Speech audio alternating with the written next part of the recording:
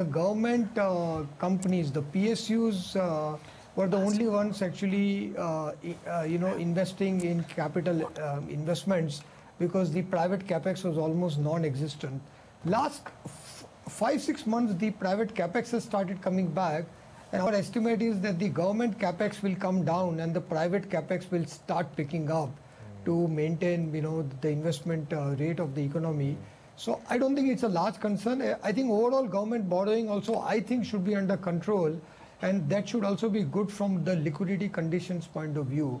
So overall, I'm hoping that at the end of the day, we will be more relieved about liquidity and the fiscal conditions as a whole. I don't think the market will have any cause to get concerned about that by the end of the day. Rashesh, as you're talking, there are budget copies that are being downloaded from a truck, not from a computer. Who said we are in digital India? I know. I really wish that time comes when we only download the budget.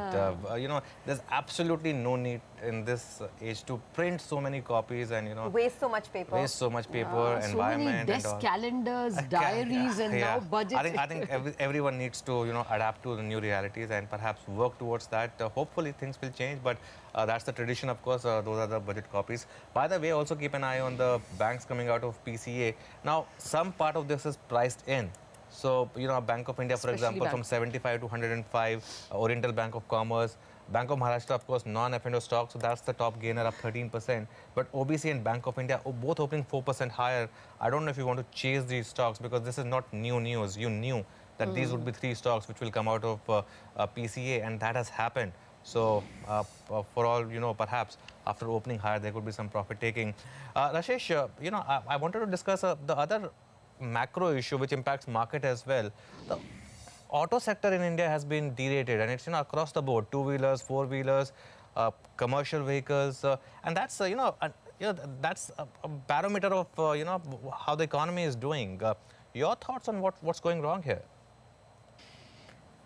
I think it is the same thing. As you know, input prices have gone up. Steel and all in the last year has been stronger, so input prices have gone up.